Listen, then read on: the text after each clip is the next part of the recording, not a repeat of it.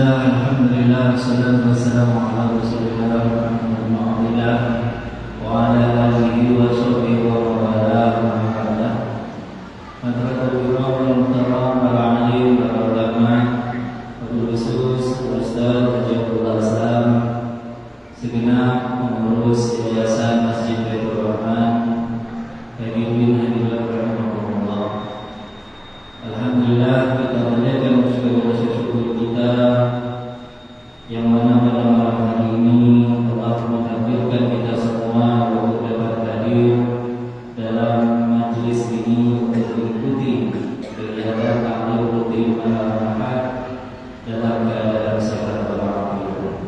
Salawat serta salam marilah kita aturkan kepada Rasulullah sallallahu alaihi wasallam yang menjadi nur nur yang menjadi petunjuk bagi kita semua sehingga kita berada dalam keadaan Islam.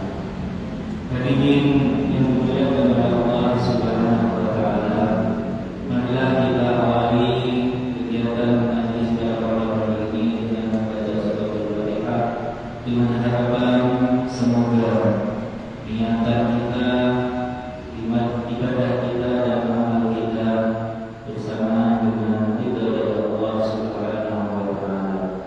Ala hadhihi niyyah wa ala kulli niyyatin shalihah. Al-Fatihah. A'udzu billahi minasyaitonir rajim. Bismillahirrahmanirrahim. Alhamdulillahirabbil alamin. Arrahmanir rahim. Maliki yaumiddin. Iyyaka na'budu wa iyyaka nasta'in. Ihdinas siratal mustaqim. Siratal ladzina an'amta 'alaihim ghairil maghdubi 'alaihim waladdallin. Amin. Untuk acara selanjutnya, marilah kita simak dan dengar bersama-sama Mawaidul Husna yang akan disampaikan oleh guru kita Al-Ustaz Tajabullah Islam. Kepada beliau kami aturkan.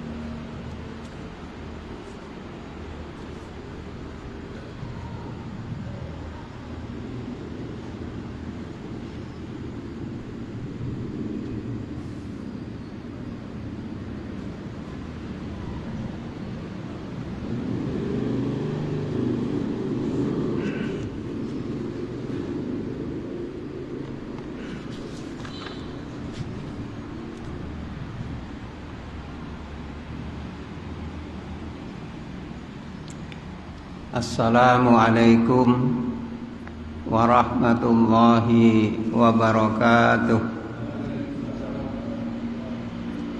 Bismillah walhamdulillah. Thumma salatu wassalamu ala Sayyidina Muhammad ibn Abdillah wa ala alihi wa sahbihi wa man wala. Wala haula wala quwwata illa billah. Subhanaka la ilma lana illa ma 'allamtana innaka antal alimul hakim wa tub 'alaina innaka antat tawwabur rahim. Rabbi shrah li sadri wa yassir li amri wahlul 'uqdatan min lisani yafqahu qawli wahdi qalbi wasaddid lisani.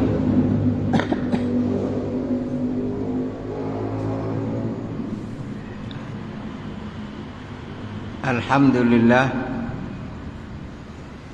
mari kita bersama-sama bersyukur kehadirat Allah yang alhamdulillah Allah gerakkan hati kita. Allah izinkan kita saat ini berada di tempat yang dimuliakan oleh Allah, yaitu masjid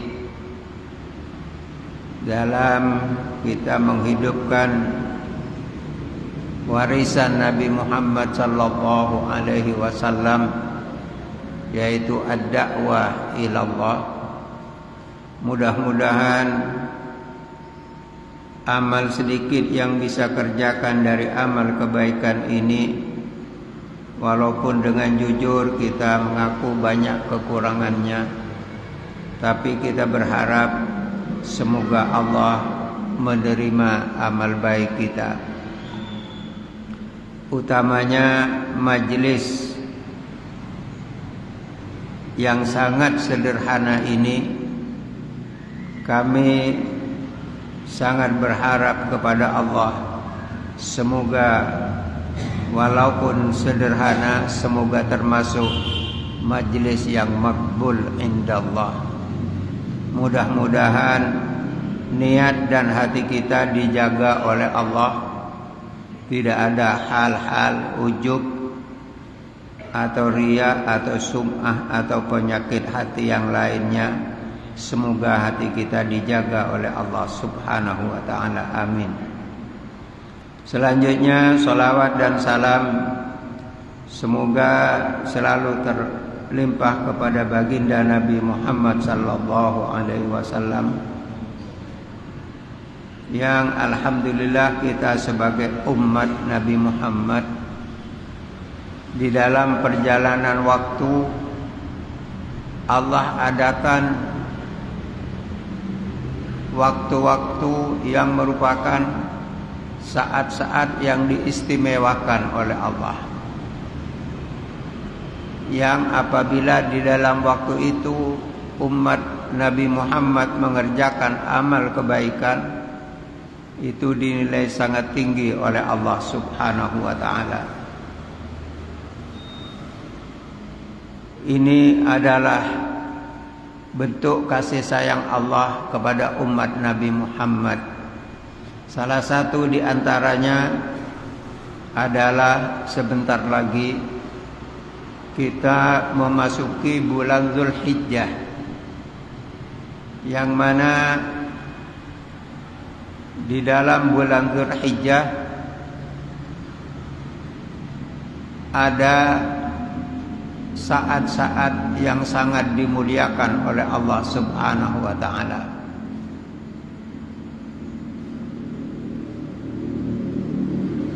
yaitu 10 hari pertama di dalam bulan Zulhijjah.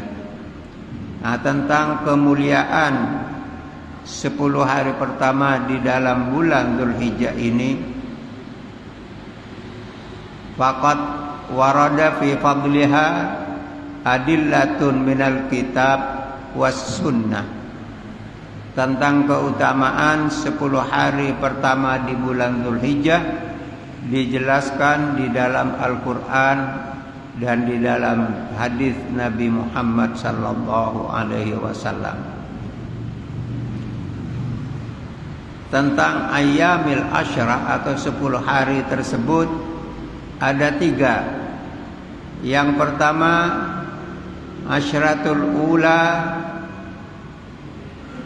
fi syahri Dzulhijjah, yaitu 10 hari pertama di dalam bulan Dzulhijjah, atau asyratul ula min Muharram, 10 hari pertama di dalam bulan Muharram, dan asyri Dzulhijjah, 10 hari pertama di dalam bulan Dzulhijjah, sedangkan di dalam bulan Ramadan adalah 10 hari terakhir. Jadi ada 3. 1, 10 hari pertama di dalam bulan Dzulhijjah, 10 hari pertama di dalam bulan Asyura, dan 10 hari terakhir di dalam bulan Ramadan.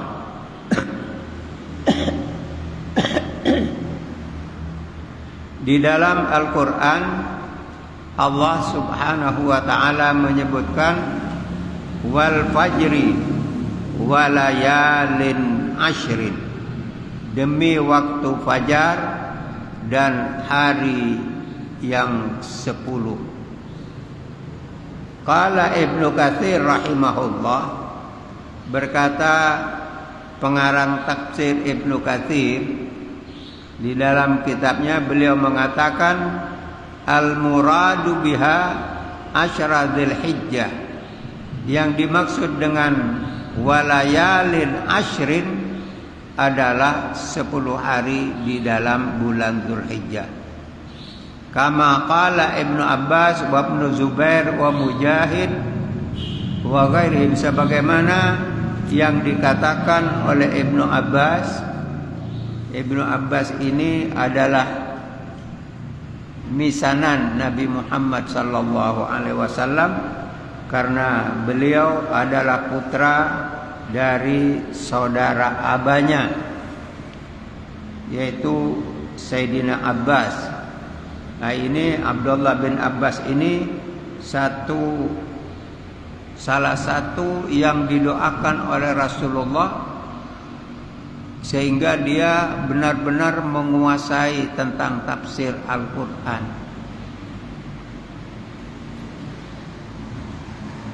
Abdullah bin Abbas. Jadi Abdullah bin Abbas juga mengatakan bahwa walayalin asyrin di dalam surat Al-Fajr itu yang dimaksud adalah 10 hari Dzulhijjah. Dan hal ini diriwayatkan oleh Imam Al-Bukhari.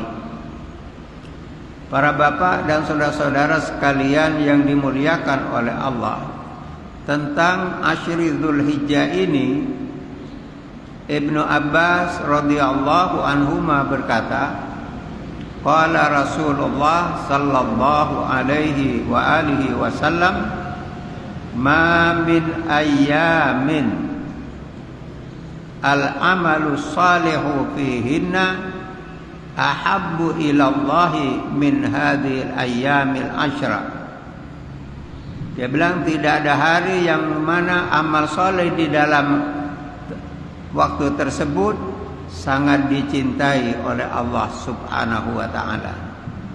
Qalu walal jihad fi sabilillah ya Rasulullah. Dia bilang keutamaan Asyri Dzulhijjah ini apakah lebih utama dari berjihad di jalan Allah? Beliau menjawab walal jihad fi sabilillah, sekalipun berjuang di jalan Allah, kecuali yang lebih dari itu, katanya Rasulullah, illa rajulun kharaja bi nafsihi wa malihi wa lam yarji min dzalika bi syai'in, kecuali orang yang terjun ke medan perang dengan harta dan jiwanya dan tidak kembali lagi, dia syahid di jalan Allah. Jadi bukan hanya berjuang, tapi juga dengan hartanya dia infakkan di jalan Allah, dan dia sendiri terjun ke dalam medan perang dan tidak kembali karena syahid di jalan Allah. Itu yang lebih, katanya Nabi Muhammad sallallahu alaihi wasallam. Juga Allah subhanahu wa ta'ala wa yadhkuru ismallahi fi ayyamin ma'lumat, dan hendaklah kalian memperbanyak berzikir kepada Allah di hari yang telah ditentukan. Qala Ibnu Abbas ayyamil ashr, yang dimaksud oleh ayat ini juga adalah 10 hari Dzulhijjah. Di lain hadis, baginda Rasulullah sallallahu alaihi wasallam bersabda, yang diriwayatkan oleh Abdullah bin Umar radhiyallahu anhuma, qala Rasulullah sallallahu alaihi wa alihi wasallam, ma min ayyamin a'zamu indallahi subhanahu wa la ahabba ilaihi al-amalu fihinna min hadhil ayyamil asyra, fa'aktsiru fihinna min at-tahlil wat takbir wat tahmid. tidaklah ada hari yang lebih agung di sisi Allah dan dicintai oleh Allah orang yang beramal baik di dalamnya, yaitu yang beramal di dalam 10 hari Dzulhijjah. Maka perbanyaklah kalian di dalam 10 hari Dzulhijjah tersebut minat tahlil, membaca tahlil, membaca takbir dan tahmid. Ini dari keutamaannya. Sebab apa kok dikatakan 10 hari Dzulhijjah ini mempunyai keutamaan yang seperti itu? Qala Ibnu Hajar di dalam kitab Al-Fatah, walladzi yadhhar anna sabab fi imtiyaz asyra Dzulhijjah lakana ijtima' ummahatil ibadah fihi wa hiya shalah wasyam wasadaqah wal hajj wala ya'ti dzalika fi ghairi. Keutamaan 10 hari Dzulhijjah ini ialah karena di dalam hari-hari tersebut ada beberapa ibadah yang disatukan. Satu, as-shalah. Kedua, puasa. Ketiga, sedekah. Yang keempat, haji. Sedangkan di bulan yang lain tidak terkumpul sedemikian rupa. As-shalah ialah salat Idul Adha. Wasyam adalah puasa. Boleh berpuasa mulai tanggal 1 bulan Dzulhijjah sampai tanggal 9. Boleh berpuasa tanggal 8 dan tanggal 9 saja, yaitu hari Tarwiyah dan hari Arafah.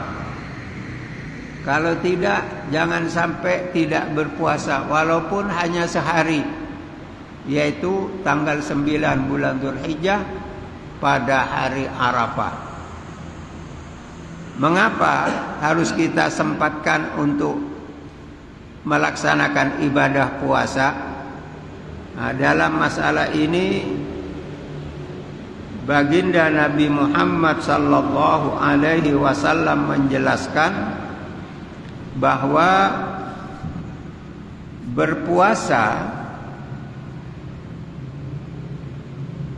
di hari Arafah itu dikatakan yukaffiru sanatain, dapat menghapus dosa 2 tahun, setahun yang lalu dan setahun yang akan datang.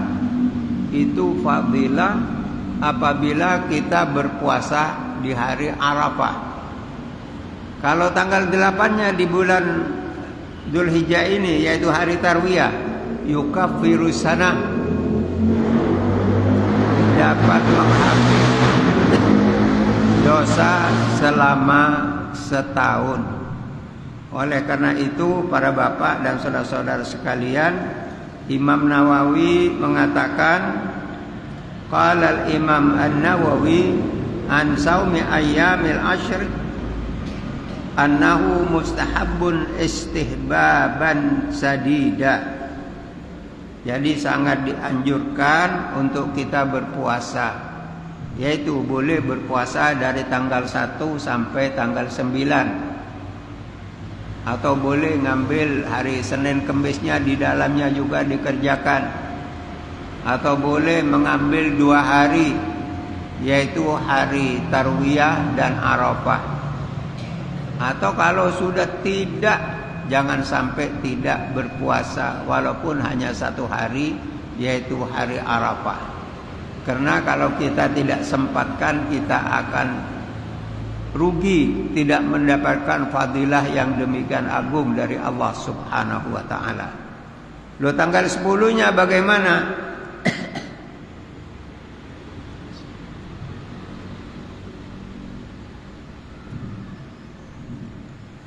Tanggal 10-nya kita tidak boleh berpuasa. Mengapa? Karena sudah hari raya. Berpuasa di hari Idul Adha, terus di hari Tasyrik 11, 12 dan 13 ini dilarang. Jadi hukumnya haram. Tidak boleh berpuasa di hari raya. Para bapak dan saudara-saudara sekalian yang dimuliakan oleh Allah Subhanahu wa taala, kalau di dalam 10 hari bulan Dzulhijjah ini disebutkan bahwa yustahabbut tabkir ilal faraid. Kita disuruh sangat memperhatikan waktu-waktu sholat. Wal iktar minan nawafil. Dan juga kita dianjurkan banyak melakukan ibadah-ibadah sunnah. Cuma para bapak dan saudara-saudara sekalian, ada anjuran dikatakan fakama taksihi sirran, sebagaimana kalau kamu mau berbuat satu perbuatan maksiat, satu perbuatan salah, kamu berusaha tidak ingin dilihat orang, bahkan kamu itu berusaha untuk tidak dilihat orang. Kenapa? Malu kalau ketahuan. Maka demikian juga fakadzalika tuti'uhu sirran. Maka juga usahakan ketika kamu beramal baik, jangan semuanya ditunjukkan kepada orang.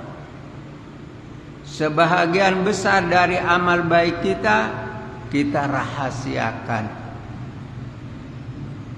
Kecuali yang memang harus kita kerjakan di depan umum, di muka orang, tidak masalah.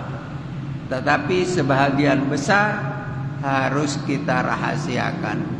Oleh karena itu Rasulullah SAW bersabda, afdalus salatil mar'i fi baitihi illal maktubah.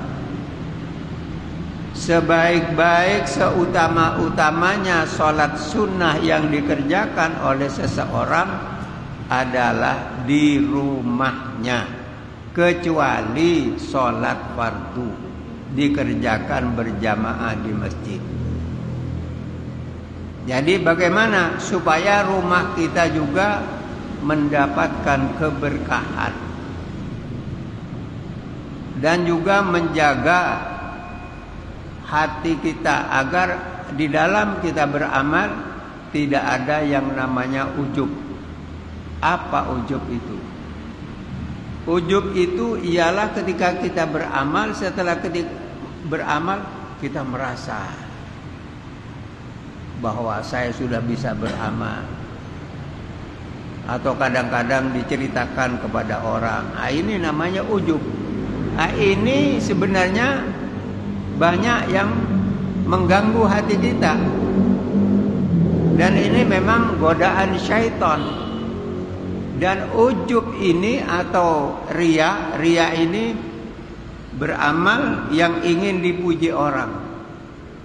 Makanya katanya ulama, kalau kamu melaksanakan sholat, usahakan ketika kamu sholat sendiri di rumah, usahakan lebih baik dari kau sholat di depan orang. Jangan dibalik. Kalau sholat di depan orang, orang banyak, dibaguskan sholatnya. Sholat di rumah, tidak ada orang tahu, sembarangan. Ini terbalik.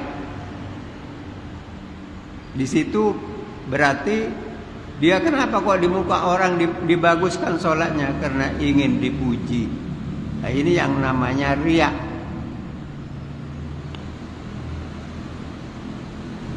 Jadi usahakan ketika kita sholat sendiri di rumah, usahakan justru lebih baik, lebih tumakninah, lebih khusyuk daripada ketika kita sholat di depan orang banyak. Para bapak dan saudara-saudara sekalian yang dimuliakan oleh Allah Subhanahu wa ta'ala,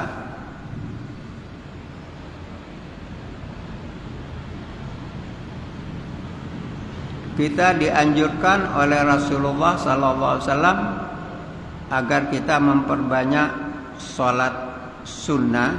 Kenapa? Ketika di dalam kita sholat, ketika kita sujud, di saat sujud itulah derajat kita diangkat oleh Allah, dosa-dosa kita diampuni oleh Allah. Makanya kalau kita sholat sunnah di sujud yang terakhir, perpanjang doa, perbanyak doa, munajat kepada Allah. Sholat, berdoa di dalam sholat dan di luar sholat lebih afdal ketika kita di dalam saat sujud kepada Allah Subhanahu wa ta'ala.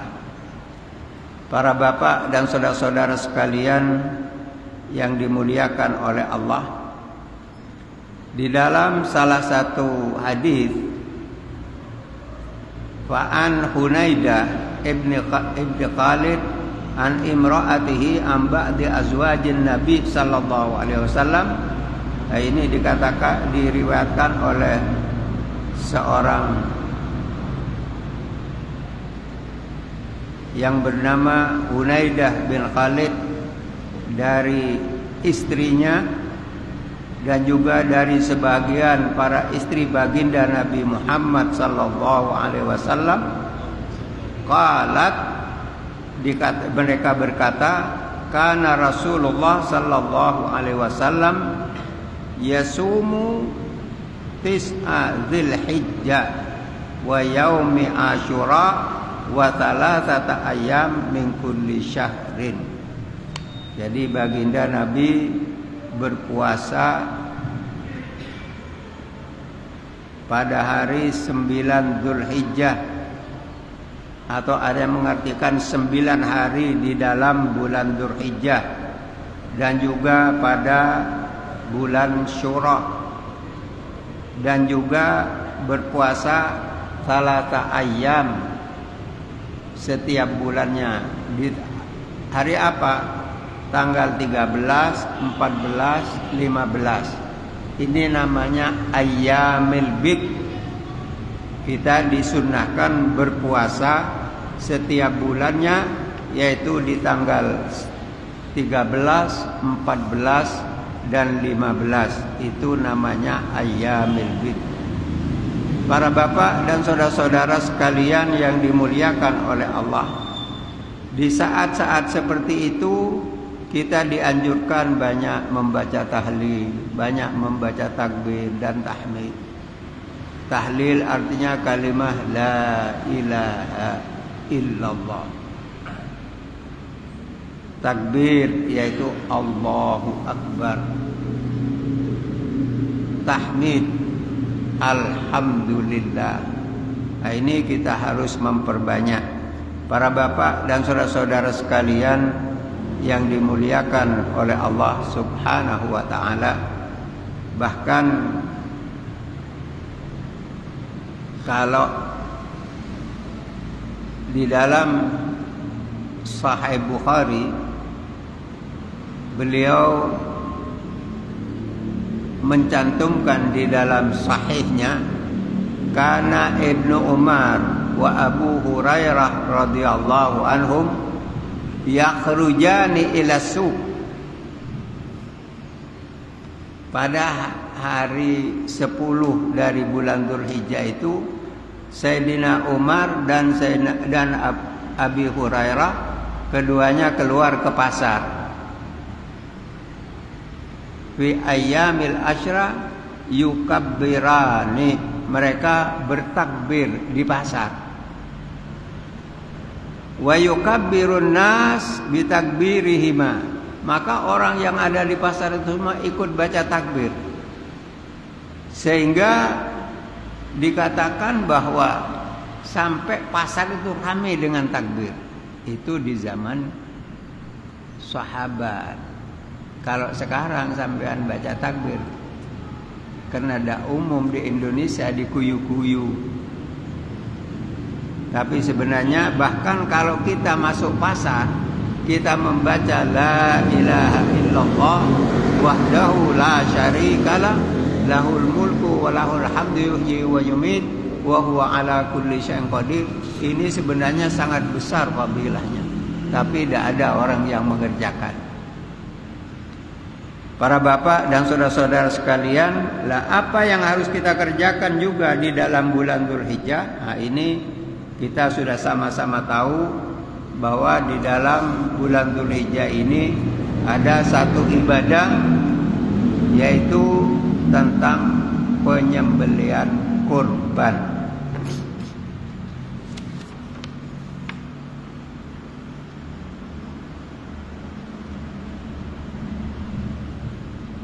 Di dalam Al-Quran Allah subhanahu wa ta'ala berfirman,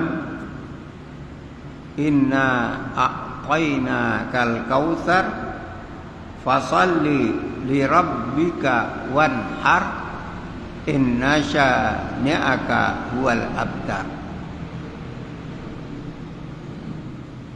Inna a'tayna kal kautsar, sungguh kami telah memberikan kepada kamu wahai Muhammad pemberian yang sangat banyak. Satu tafsir. Ada juga yang menafsirkan al-kautsar di sini adalah haud, telaga yang dikhususkan oleh Allah untuk Nabi Muhammad sallallahu alaihi wasallam. Dan besok di akhirat setiap umat Nabi Muhammad sallallahu alaihi wasallam akan menerima, akan mendapatkan minuman yang langsung dari tangan baginda Nabi Muhammad, yaitu air yang diambil dari telaga Al-Kautsar.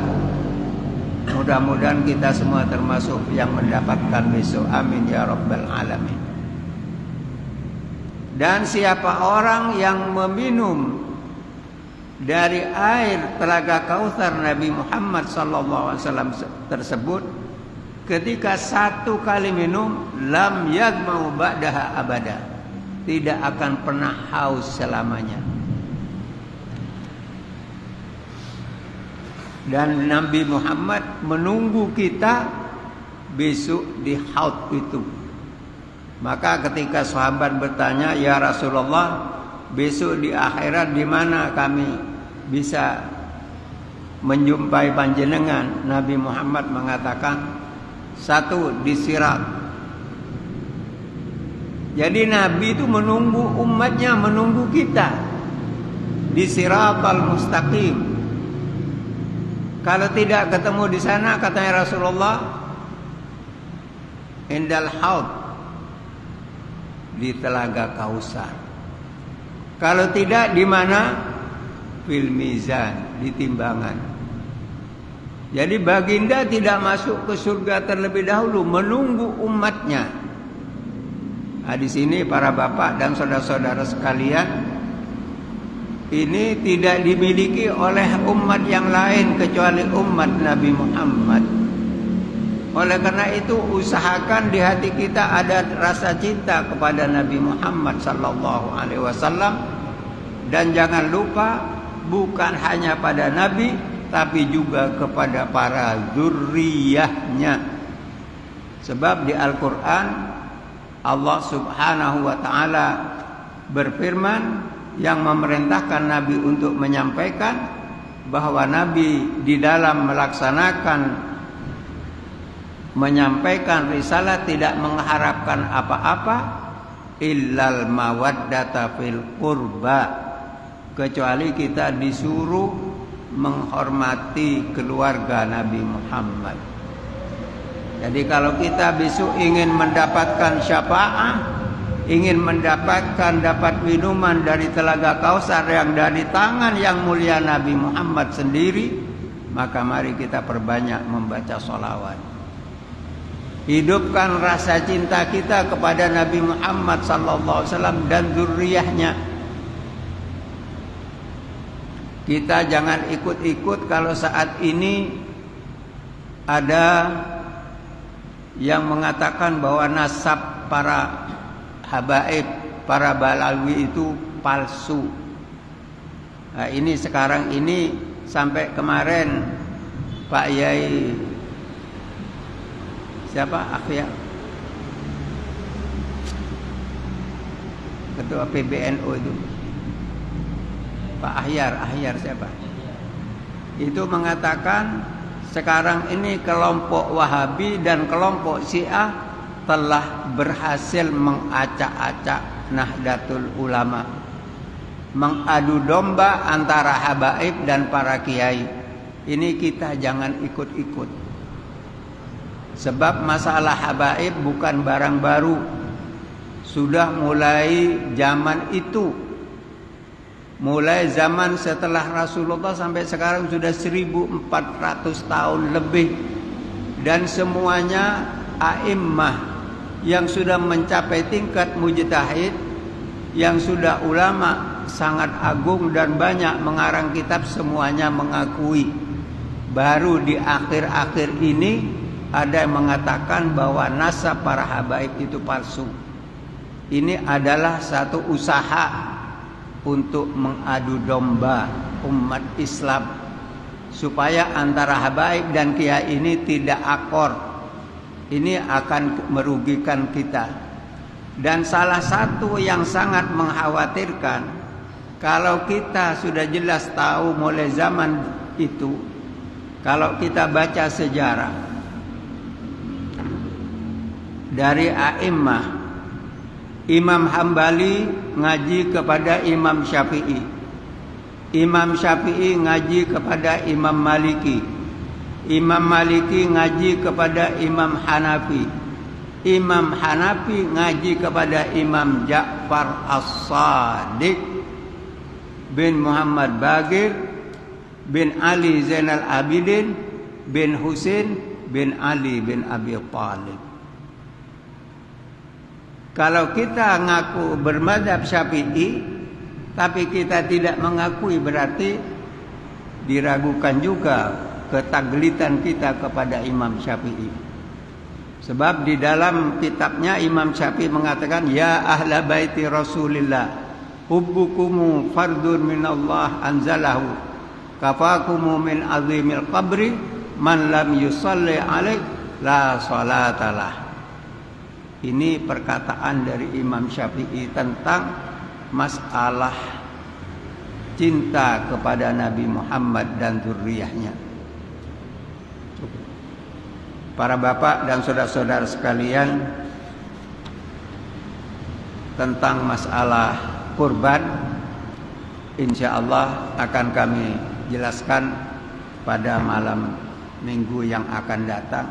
Itu pun kalau masih ada izin dari Allah. Sebab kita tidak tahu. Fala taqulanna li syai'in inni fa'ilun dzalika ghada illa an yasha Allah. Kita maunya ingin hidup 100 tahun lagi. Tapi idza jaa ajaluhum la yastakhiruna sa'atan wa la yastaqdimun. Kalau sudah habis bagian rizki kita, pasti kita kembali kepada Allah Subhanahu wa ta'ala. Yang penting mari kita sama-sama ngemis kepada Allah. Semoga Allah menutup umur kita dengan husnul khatimah. Tidak hanya cukup husnul khatimah, kita minta kepada Allah secara total. Kita minta secara husnul khatimah, juga husnul hal wal bal.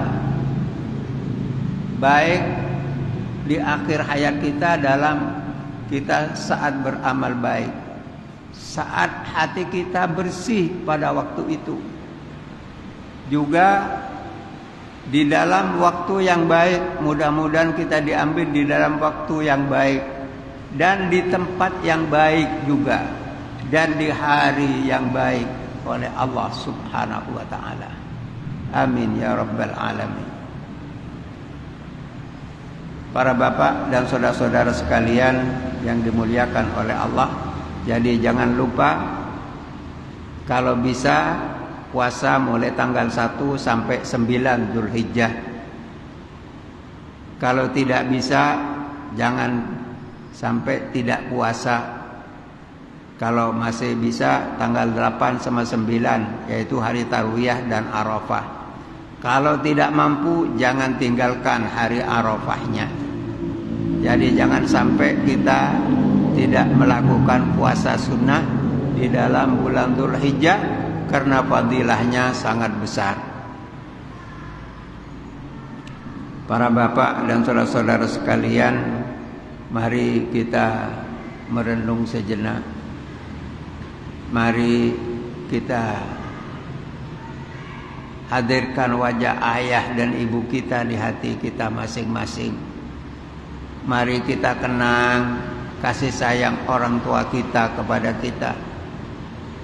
Mari kita koreksi diri kita, sudahkah kita ini menjadi anak yang berbakti kepada orang tua kita ketika ayah dan ibu kita masih hidup apa tidak? Ini harus kita tanyakan kepada diri kita.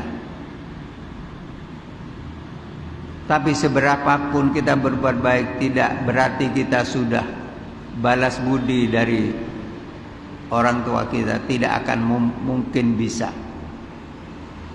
Bahkan satu orang ketika tanya kepada Sayyidina Umar, karena dia menggendong ibunya dari melaksanakan ibadah haji dari awal sampai akhir, Sayyidina Umar mengatakan, apa yang kau kerjakan tidak sepadan dengan kuat satu kali ketika ibumu mau melahirkan kamu. Jadi mari kita setiap saat waktu kita mengangkat tangan kita, jangan kita menjadi anak yang lupa kepada orang tua kita. Dalam setiap kita berdoa, kapan saja dan di mana saja. Bahkan kita harus memperbanyak baca istighfar, Rabbighfirli wa liwalidayya warhamhuma kama rabbayani shaghira. Ini harus kita perbanyak. Minimal paling sedikit satu hari satu malam 100, paling sedikit. Akan lebih baik kalau bisa 500 atau 1000. Tapi usahakan apa yang kita lakukan itu istiqomah. Setiap hari jangan ditinggal. Dan itu juga akan mengangkat derajat kita di akhirat nanti berkat kita bakti kepada ayah dan ibu. Mari kita mohon kepada Allah, semoga ayah dan ibu kita amal baiknya diterima oleh Allah. Dosa dan kekurangan, khilafan dari ayah dan ibu kita, beliau adalah manusia biasa yang tidak sepi dari kekurangan. Semoga semuanya itu mendapatkan ampunan dari Allah Subhanahu wa ta'ala. Kubur ayah dan ibu kita semoga diluaskan oleh Allah, semoga diterangkan oleh Allah. Ayah dan ibu kita saat ini semoga dijauhkan dari siksa kubur oleh Allah. Semoga diberikan kenikmatan di dalam kuburnya, dimudahkan di dalam yaumil hisab, dan dimudahkan di dalam siratal mustaqim, dan ditempatkan di surga Allah berkat kasih sayangnya membesarkan kita dari semenjak kecil hingga dewasa. Ala hadhihi niyah al-Fatihah.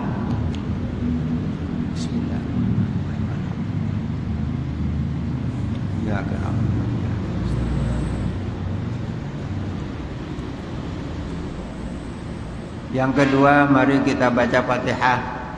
Kita niatkan untuk saudara-saudara kita yang sudah lama dan banyak berada di alam barzah, namun dilupakan oleh anak cucunya. Kasihan mereka.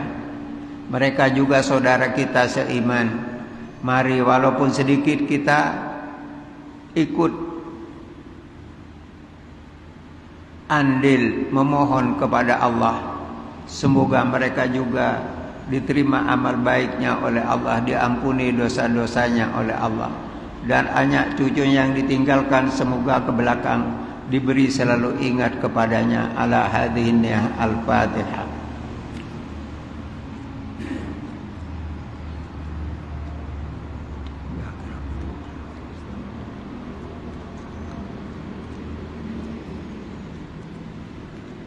Yang terakhir, mari kita mohon kepada Allah untuk diri kita, keluarga kita di rumah, dan juga anak cucu kita. Mari kita ngemis kepada Allah. Semoga kita dan keluarga kita, anak cucu kita masih diberi taufik dan hidayah oleh Allah, diberi kuat iman, diberi kuat Islamnya, dijadikan hamba yang diselamatkan oleh Allah Subhanahu wa taala. Ala hadhihi niyah al-Fatihah.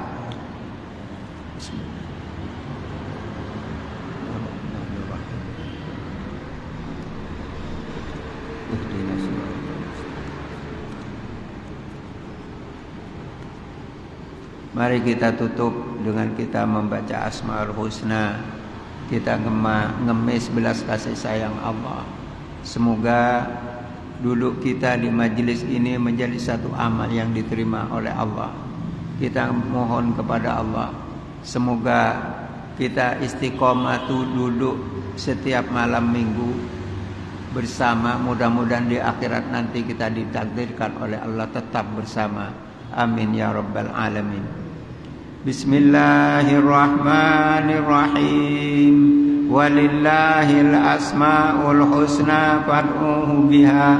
Ya Allah, Ya Rahman, Ya Rahim, Ya Malik, Ya Kudus, Ya Salam, Ya Mu'min, Ya Muhaimin, Ya Aziz, Ya Jabbar, Ya Mutakabbir, Ya Khaliq, Ya Bari, Ya Musawwir, Ya Ghaffar, Ya Qahhar, Ya Wahhab, Ya Razzaq, Ya Fattah, Ya Ali, Ya Qabid, Ya Basit,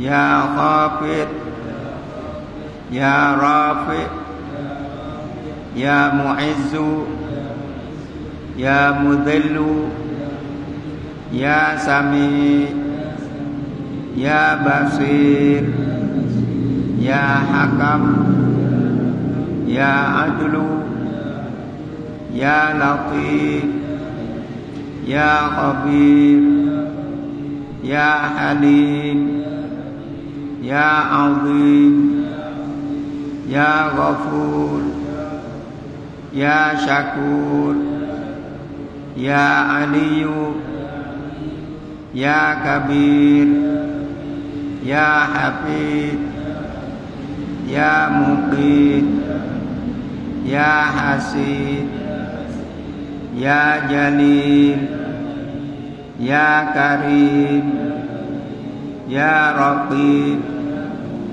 Ya Mujib, Ya Wasi', Ya Hakim, Ya Wadud, Ya Majid, Ya Ba'ith, Ya Syahid, Ya Haqqu, Ya Wakil, Ya Qawiyu, Ya Matin, Ya Waliyu, Ya Hamid, Ya Muhsi, Ya Mubdi'u, Ya Mu'id, Ya Muhyi, Ya Mumit, Ya Hayyu, Ya Qayyum, Ya Wajid, Ya Majid,